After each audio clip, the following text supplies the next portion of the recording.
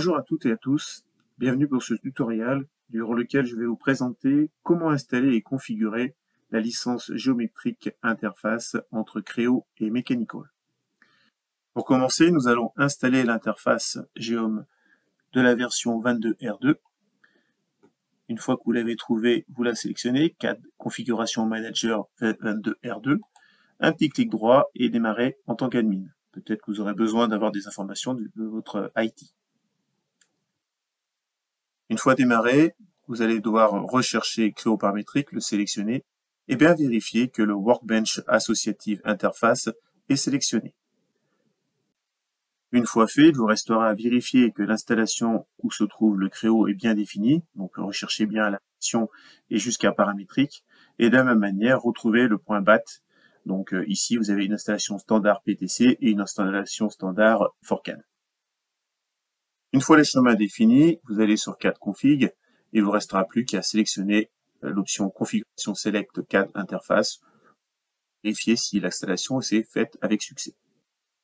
Il ne vous reste plus qu'à maintenant à régler quelques config.pro au niveau de Creo. Pour cela, il faudra rajouter deux lignes sur votre config.pro. Il va falloir chercher un fichier .date qui se trouve dans ANSYS. Attention de bien choisir la bonne version, un V222 si vous en avez plusieurs, et d'aller dans ProI. Et ici, vous trouverez votre fichier .date à copier. Donc ce fichier-là, vous le copiez. Et vous allez le coller en fait à côté de votre fichier config.pro de votre Creo. Une fois fait, je vais pouvoir ouvrir mon fichier config. Donc pour cela, je vais retourner sur mon Creo, démarrer mon fichier, aller sur File, Options, et j'ai mes deux lignes à rajouter.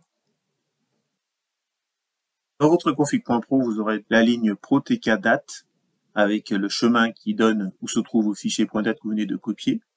Et puis, autre option qui est importante à rajouter, c'est celle-ci, celle qui permet en fait de couper toute itération. Donc Save File Itération, vous la mettez à non. Cette procédure vous permettra d'éviter de créer des itérations et de vous couper de l'associativité entre Creo et ANSYS. Donc il est important de remettre cette itération à non. Une fois ces deux configs installés, il ne vous reste plus qu'à quitter le config.pro et de faire le test avec notre cube ici. Donc une des choses absolument à vérifier, c'est qu'une fois que vous avez fini votre pièce dans Creo, qu'elle a au moins été enregistrée. À partir de là, vous n'avez plus qu'à aller sur ANSYS 22R1, choisir votre Workbench, et le lien est automatiquement créé entre votre licence Creo et votre ANSYS Workbench.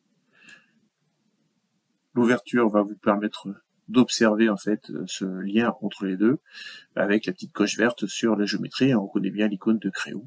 À partir de là, on peut très bien imaginer une histoire avec tout simplement une étude statique. Je vous remercie d'avoir suivi ce tutoriel sur l'installation et la configuration d'une Geom interface entre Creo et Mechanical. Merci, bonne journée.